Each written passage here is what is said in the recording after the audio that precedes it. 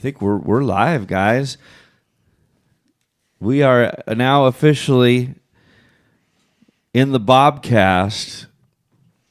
Yes. With Dylan Walshe. Thanks for having me, man. Dude, we are so excited to have you because, man, you're one of the greatest songwriters and singers that I know right now. You're at the top, man. It's been a while since I've been complimented, so. You haven't played it in Nashville in a little while, or what? Not in a little while. The last time I played was actually last 2 times I played.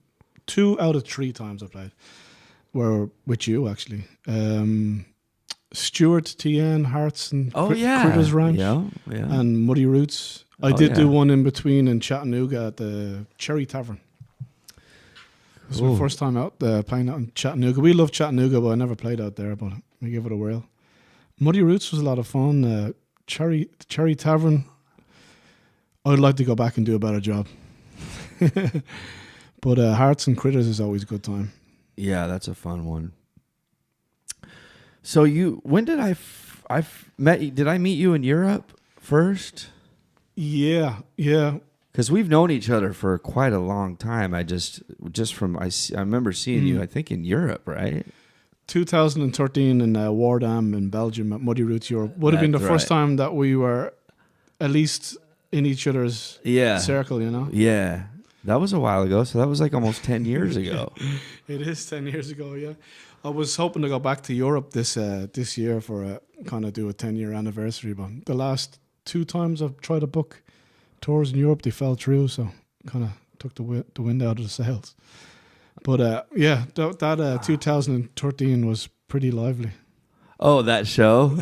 Oh, yeah. Everything. There was. I don't know if we can talk about the drama of the night, but that's Oh, shit. We won't mention names, but I stormed the stage like WWF. I got kicked out of Muddy Roots. Yeah. There was a lot going on that year, yeah. We were rowdier back then. Yeah, for sure. You know? Because they're settling down in your old age. Yeah. It almost felt like it was encouraged back then, you know? Yeah. That was fun. I think, too, Muddy Roots have been coming onto the radar of a lot of people over that way. And that year in particular, it just everybody kind of honed in on it and arrived at the same place at the same time to see what it was going to be like. And it was just like... It was like flicking through the pages of a cartoon comic book, you know. There was all these characters everywhere, and it was just it was fairly wild. Yeah, it is wild, man. I just remember being told to drink beer because that's how you make money, you know. As if we need any encouragement back then. Oh, drink beer, that's how they make money? Oh, okay. Please drink us out of beer. Please help us. Yeah. Nikki. Oh, yeah, Nikki's great, man. I'm going to be at Muddy Roots this year again, both of them, America and Europe. Oh, cool. So yeah, man. So you do. This is your main job, is just playing music. Yeah, and you go out there and you got to get money, and then I mean, there were times when I was being pretty hardcore. I just, I would go on. I mean, one time I did. I'm preaching to the choir here because you probably tour more than most people, but I would do 2 months in Europe without a day off, and then jump back over here and go on as a support act to a bigger band or whatever, you know. And just, it would feel that's good though. It would never end. It was at one point we had an RV. We traveled the RV. I think we hit I don't know, must have been 40 states in 2 years, multiple times, you know. Wow. Europe was a little easier for me because I could be a bit more independent. I could just hop on buses and, I was getting to know people. Everything was fresh. When I came over here, it was a little harder because I didn't have a driver's license, so I had to work that one out, which was tricky. Yeah. But I've got one now, so I think that's going to probably lead me to tour more. Congratulations. Yeah, took a while. But the first time I actually learned to drive, it didn't go so well. Really? Yeah. I rode off the car when I was learning, and that's what put me off for a few years, you know. Oh, you rolled the car while you were learning? Oh, yeah. Man. Oh, shit. No, I wrote it off. That's a soft T. Wrote. You wrote You know, it you off. ride a car off. Right. Oh, Yeah. you wrecked the car. You I wrecked the fucked the car. car up. Oh, There we go. That fuck. translates. Got you. You crashed. We got soft I tees. thought I heard rolled, like yeah, you me rolled it. too. I've rolled a Yeah. couple cars. Yeah, I heard rolled too. Yeah, that wasn't fun, but I'm driving now, and we're out in North Carolina on Black Mountain now, so I'm driving around the mountains and hiking and That's just getting the good. feel for things again. Cool, man.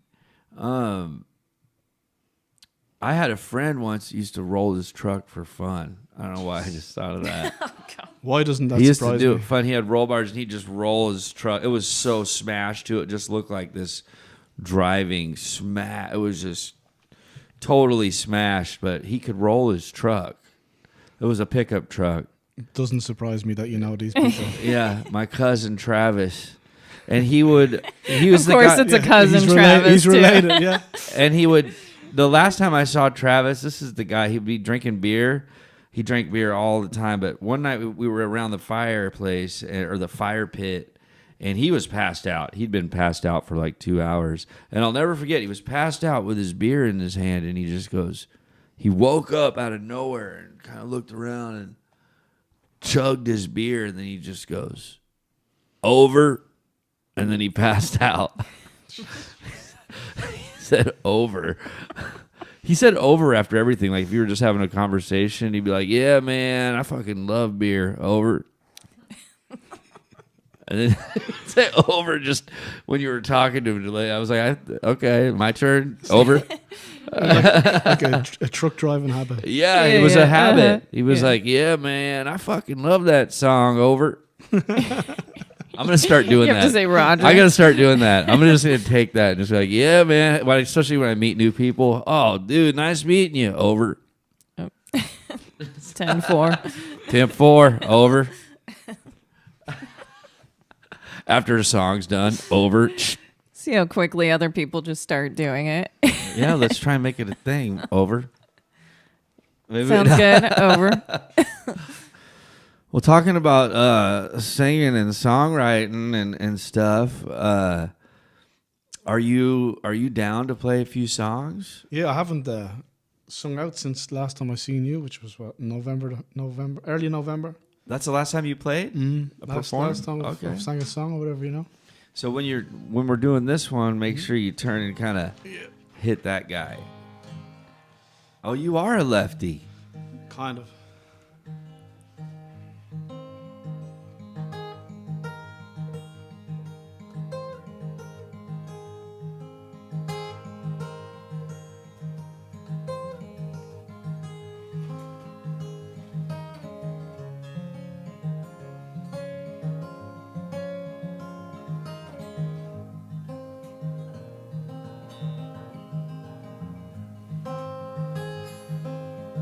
You said I was crazy, bordering on sin.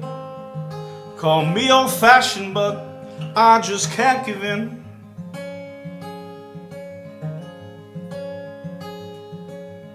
My broken teeth, they hiss, my swollen tongue, it slurs. But I walk in shame, and my heart's as good as yours. Since you were the brave one, do what needs to be done. But lately,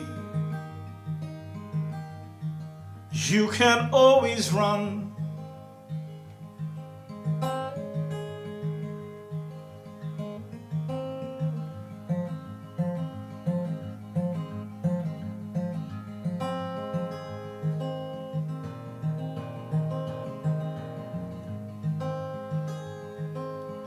Once the seat was heavy, and all that we concealed, relief was light, and all that we revealed. But now you're not so sure, you're gonna have to rethink the deal. Lately, remind me what is real.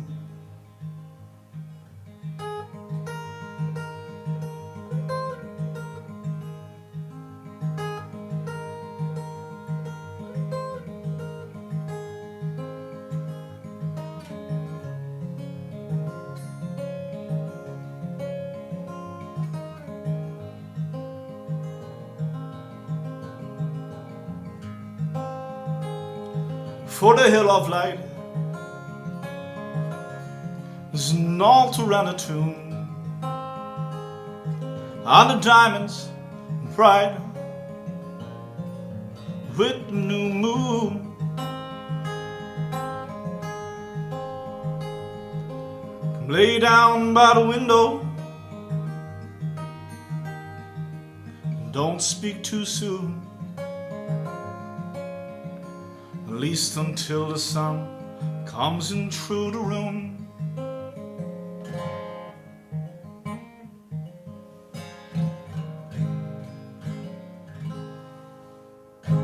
It's Lady Lee. That was great. Yeah, we've been living out in Black Mountain there, just taking a break essentially. It was overdue. It really was. It was overdue for us. If we could have, we would have taken one earlier, but it worked out the way it's worked out. So, but I think we're starting to infiltrate society again, aren't we? Yeah. This is Yeah. Probably the most socializing I've done in 2.5 months. Dylan's wife is back there. We should have. If I had another headphone and a mic, I would have. I was thinking about. We should have had her on here I too. know. Yeah. Soon. I'm building up. We but we all. Anyways, for those of you listening and watching, that's Dylan's wife in the green room back there. Lady Lee. Yeah, Kristen was going backwards and forwards a little bit. You know, we've still got things to do down here, and she went to see family and stuff. But I've literally been up there. You're loving it. Yeah, I've barely see anybody. Yeah, that's why I like Alabama. I live out in the middle of nowhere, so I get to go. If I go out there, it's totally hermit. I'm in hermit mode, which I don't mind. I can thrive in hermit mode with nobody, just alone, instruments, microphones. Well, that's what I'm write. I'm hoping to get back writing a bit more, but I had a couple of audio projects of my own that I was finishing off. Not music, just kind of chat stuff. I did my own. I guess it's an interview series, but it was. Oh yeah, I saw the. You just released one, right? Yeah, it was a little bit more. I don't know, thrown together, should we say? It looked good though. It worked out fine. It was a little. My format was a little limiting, but other than that, it served the purpose and it felt good doing it. And that. But I think it's run its course now. You know, I used to call up 80-plus-year-olds on their sons or a nephew's laptop and have a chat with them, and then I would chop the audio up and reconstruct the show by mixing in their music and stuff, you know. Wow. Which was a little limiting in terms of the quality of the audio. But if I didn't do it that way, it wouldn't exist, you know. So it was, you know, I've got Ramblin' Jack Elliott, who's 92, who just got a camera phone during the pandemic. So he was the start of it. And then I had the last surviving member of an Irish folk group called the Dubliners. The Dubliners. Yeah. Oh. The last surviving member. He wasn't an original member, but the band started in 62 and he joined in 64, which is the classic lineup. So he's the last surviving member of the classic lineup. Have to get that right because people will hang me back at home. But he's John Sheehan. He's 82 now. He released his first debut album at the age of 80. Oh, shit. And a book of poetry, and caught up with him. And then there's another guy I talked to in, where was he? Norfolk, up on the northeast coast of England. Steve Ignorant, of a band at the time that he's most well known for would be Crass. You know Crass? Oh, yeah. Yep. Yeah. Well, the band he's in now is Steve Ignorant and the Slice of Life. Okay. He does a few different things. I chatted to him too. Put another show together with him. So there's like 4 episodes, 3 different people. I've got a few more on the computer that aren't going to be as biographical. They're going to be topic based. So there's a tune in Irish music when I come over here. I heard it quite often. It's called Dadgad. You know Dadgad? You're a guitar tech, right? I was a guitar tech, but I'm not like the greatest. Well, I'm a good rock and roll guitar tech. I can set the shit up, set up the chords, get some sounds, but if it like shit starts catching on fire, I can't like take it apart. You know. Well, I don't know. Some of the tours you would have been on would have been fairly chaotic. So if you got your job done amongst that, I think you're probably good at it. Especially with Hank 3, because he would have the metal set and the hillbilly set. So it was like 3 bands, really. You know what I mean? But what were you saying? Because I would relate to it. There's a tuning called Dadgad. So it's Dadgad, the 6 strings on the guitar. And when I come over here, and also I lived in London for nearly 10 years, so I go to the Irish traditional song sessions, and I would always want to join in or play. And I'd watch the guitarist, and he was always in a different tuning than me, so I didn't learn shit, you know what I mean? So I was always wondering where this tuning came from, and I came over here, and I seen it even more, so I basically went back looking to where it came from. The tuning. Yeah, so you got E, A, D, G, B, E for, not the guitar tech, this is for you. If you tune them to Dadgad, D, A, D, G, A, D, it's a tuning that basically creates a drone sound, so it matches a lot of the Irish instruments, and it became connected to Irish music. So it's called, some people will call it Celtic tuning now. And now you're not going to, are you going to play us something? No. I'd have to, we'd have to get one of those good players. Okay. But you hear it a lot. It's basically a lot of Irish players use it now, but I was looking to where it came from. It's widely known enough amongst musicians, but I definitely found out some stuff that doesn't seem like it's widely known. But basically, there's a guitarist in England called Davy Graham. He's not around anymore, but he went to Morocco, and he done a lot of drugs. And he played.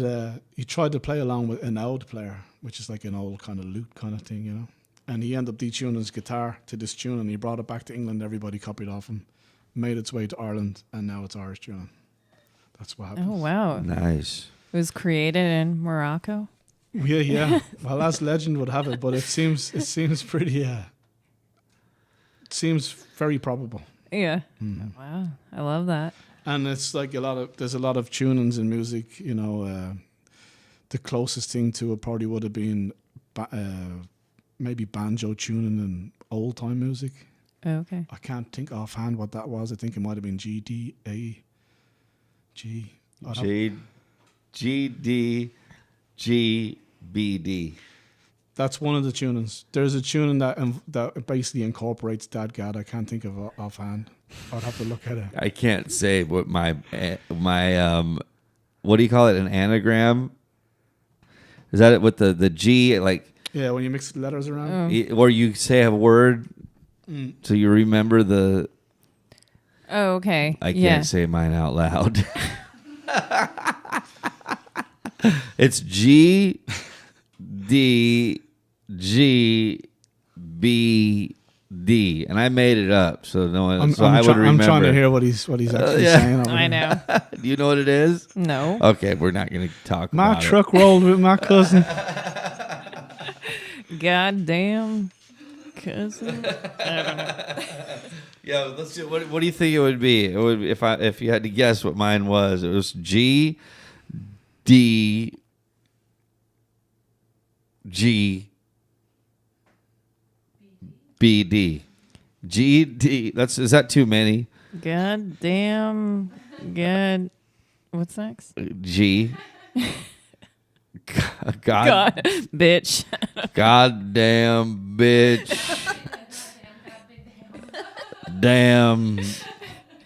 Bro. Bro. That was it. Yep. I don't know how you Got guessed it, that. huh? I don't know how you guessed that. But that's one of the differences too. I guess the Americanized banjo is 5-string. Ah, that was 4 for you guys, right? 4 for Irish music, a tenor banjo, yeah. Because, you know, American banjo is more rhythmical. Well, there's no rules, but you know what I mean. Stylistically speaking, as a general kind of feel, it's more of a rhythmical pluck, whereas a tenor banjo is more like, you know, that kind of thing, you know. But yeah, there's a tune in old time music for the banjo that incorporates Dadgad, and also Pete Seeger had a a well-known hit, but can't think of the title. Like Missing the Country or Moving to the Country or something like that. He had Drop D, and that was a hit in the radio, which influenced all the folk singers at that time. And then there was people like Elizabeth Cotton who used open tunings, who actually the Irish musicians were listening to in the 60s. So it all culminated in Dadgad. A lot of people think this Irish stuff is very old, and it just isn't. The guitar itself sure is not even that old, you know. So I was in this form. in that form. Yeah, you were talking about the tunings in the old timey one, and I remember, I don't know why, it just reminded me of this thing I was watching, these like Tibetan monks, and they were like talking about where, and it sounded like they were playing bluegrass. It really did. It sounded like they were playing bluegrass, and it was like, whoa. And they were interviewing these old Tibetan monks, and they were playing like this really old music, like thousands of years ago music or some shit. And it sounded like bluegrass. And then they said that when they said, where did you get this sound? They're like, this is the sound from the forest. And they were like saying that it was like the sound of the forest. And then there was an interview with Bill Monroe, who basically started bluegrass, I think, right? He's one of them.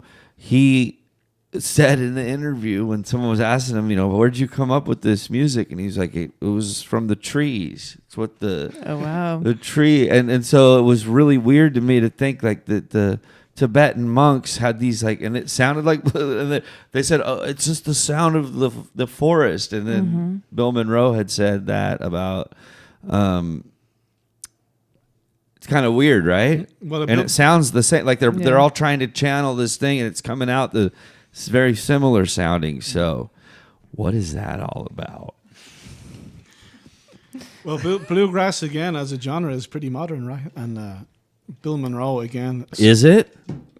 Well, as a fully. Maybe it's been here forever. Well, everything's been here forever, though, right? Yeah. It's like that's one of the arguments with Dadgad with the guitar. It's like nobody invented Dadgad for the guitar. It's always been around, but somebody still did it. You know what I mean? And yeah. It's like, you can never know who was the first. Right. Someone did do it. But in terms of being the most influential and who helped it find its way into music through recordings and documented stuff, there is a guy, you know what I mean? Wow, that's cool. But it's like with Bill Monroe too. Again, Scots Irish kind of history there too, you know. But in bluegrass as a formed genre of being a defined moment in time, where here's the bluegrass boys, you know, that is pretty modern. My guess would be early 40s if I had to guess, because if you think about the 20s music, it was kind of like that big bandy. You know, the jazz, like, with the and the 30s was the Depression and stuff. So it was, but yeah, I think if I had to guess, I'm gonna get, and I like the no Google thing on the show. We can still make shit up. That's the issue. I take a lot of stuff in, but I don't retain it too well. Yeah, but I like just fucking around, like being like, yeah, bluegrass actually started 6,000 BC in China. Okay, so those of you, we've traced it to ancient Chinese backgrounds from the forest there. It's hard to put things into words because, once you say something, it can be easily torn apart or looked into the details. Yeah. But most of those formats in folk music were between, I would say most of them are in the 60s, but obviously, 40s is probably where it kind of, I guess, was popularized, brought to the stages and got everybody started to hear it through radio or whatever, But, yeah. But in the 60s, is a lot of Irish people, how people would hear Irish music now was actually just created in the 60s, It's not that old, a lot of the stuff. It predates the 60s, of course, but not used in that way, Okay. Yeah, I that's could cool. talk about that stuff, but I'll say something wrong and be hung online here. So. It's okay. We with the comments, we'll let them Google it and tear it apart. Yeah. Well, American people love the bowron, the Irish drum. The Irish drum. big skin drum. Oh yeah, hell yeah. So that was a pagan instrument, which was actually banned by Ireland. So it wasn't. Oh, wow. It wasn't Sons in of music that bitches. long, you know. Like in modern times, you know, it was reintroduced. It's probably a better way of saying it. You know. Okay. Wow. Wow. You gonna play another one for us? Yeah, sure. I was trying to think of the song, and I should have looked it up last night, but we went out partying last night. Oh, you got one you're gonna do. He's got the harmonica. Yeah, I'll put this on it and see what happens. I've got a lot of gadgets on me here. I should talk into the microphone. Or now when you do that, you got that ribbon up there is where you're gonna be switching to. I should do this step by step. I don't normally play into headphones, but it felt okay the first time. It sounds good too. It's going to be stuck on my strap. Throw it down there. Should be okay. Turning this hour podcast into a 2-hour podcast. Hey, there's no time limit, man. That's the beauty of it. We can go as long as we want. But you incorporate bluegrass music in your music, right? There's a lot of bluegrass edge in there. I think that's just from having Andy Gibson on all my records, because he's really good at that style too. But yeah, it does have a lot of bluegrassy vibes to it.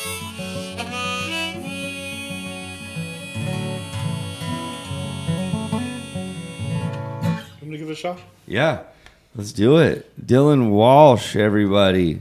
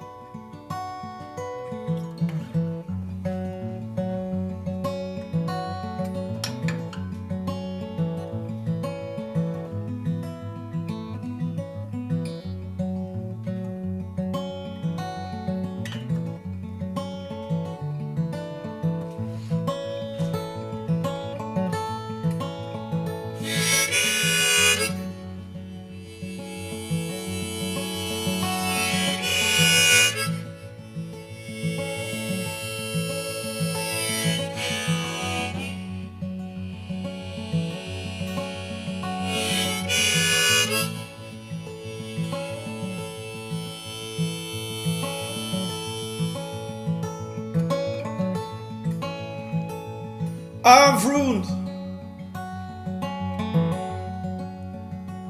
and been ruined. I'm taking this to end. It does good and bad. And I've been dwelling on every thought you might have had. You less just turn a good man bad.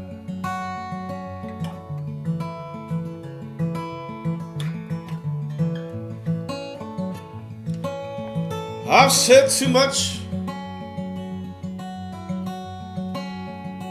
but not enough. I wondered if the words would sound better in a letter written to be read by you.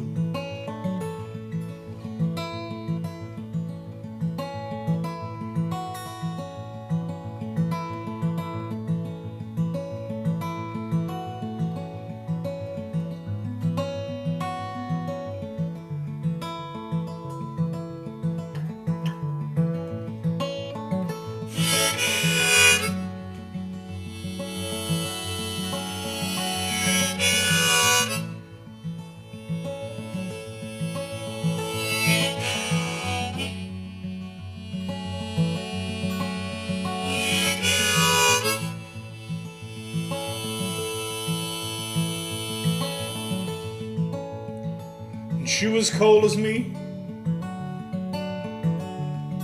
I said and reached for her. She tried to be clever and just took my temperature.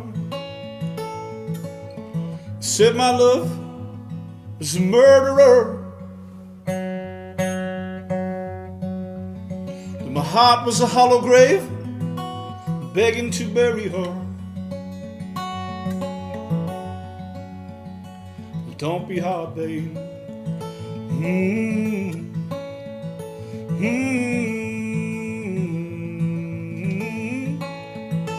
Cause you've ruined,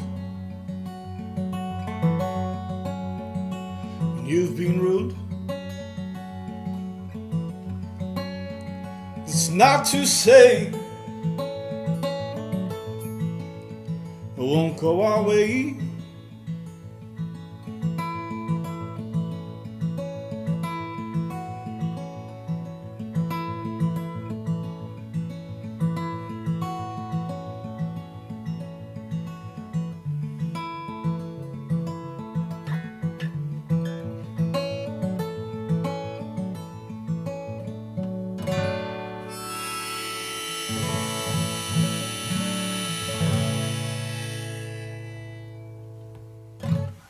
Ruined. That was great. Yeah. Another singer-songwriter type song. I love it. I've got a new song. I'd be curious to think what you think of just the title. It's called "She Cut the Brake Lines to My Truck." Lorry. Oh, my Yes, lorry. Lorry. There you go. Is that good? That's why we can't co-write. This next song's called "She Cut the Brake Lines to My Truck." To my lorry. To my lorry. She cut the brake lines to my lorry. Put down the knife, babe, I'm sorry. See? There we go. There's some content. What about your new song? Anyway, sorry, I was rambling. What's that? What were you going to say about your Oh, new nothing. song? I was just kidding. I was just like trying to think like, oh man. Yeah, the content of your songs are important. Those are my favorite songs. Ones that I can relate to. Obviously, I think everybody is like that. But And I still, I hate to say it, I go out of my way to find new things and be involved and make the effort. But still, those older generation songwriters, they still hit different, don't they? Mm-hmm. A lot of, not always, but a lot of the time. yeah, but then there's like guys like you, and then Willie T. Taylor. Willie is an exception. And well, there's a lot of a lot of them, and Yeah. there's just There's a lot of great ones. Yeah, Out there right now. Willie in particular, Doing just, he is one of the best. Yeah. There's loads of younger ones upcoming. Yep. You know, like I do make the effort to see what's out there. I go out of my way often, always. You have to, don't you? I mean, how shit would life be if you were just stuck listening to older music, you know? yeah. It's rare, like on tour, that we run into a band that's good, but it does happen. What was I gonna say? This will be one of those parts where I have to edit it out. But it's okay. I felt like the first part I was sheepish, and now that we got up and sat back down, I can't shut up. No, it's good. No, it's great. Yes. What was I gonna say though? I was talking. What were we talking A band, about? a great band that you came across on the road. That's what you were talking about. Well, yes. last- Oh no, we were talking about some like I was trying to think of someone like new people right now. Oh, that's another reason why we wanted to start this podcast, is to like showcase all of that, like find like we heard about who did Willie T. Taylor introduced me to some other musicians that I hadn't heard of. Well, Willie's one of those guys too. He keeps his ear to the ground, Yeah. and he really like. You're in a pub with 50 people there, and he's the one who's listening, and he'll remember your lyrics and talk to you about them when you're done, even if even if it's just in the background. He's one of those guys, you know. Hell yeah. All right. Well, all right, guys. I think that's going to wrap it up for the free version. There's two versions. Oh, yes. So Yes. So the podcast, the first 2 songs, it's going to go out into the world, like to Apple Podcasts and wherever the people listen to podcasts. But from here on out, the rest of the episode and the 3rd song is for Patreon members only. So we're going to say thank you to the free listeners, those of you that want to come over and support the Patreon for the BOBCAST. And go head over there, and then you'll be able to hear the rest of the podcast over there. Peace. All right, Possum Club members. This is where shit gets real. The free people are gone now. You cut it right there. Yeah.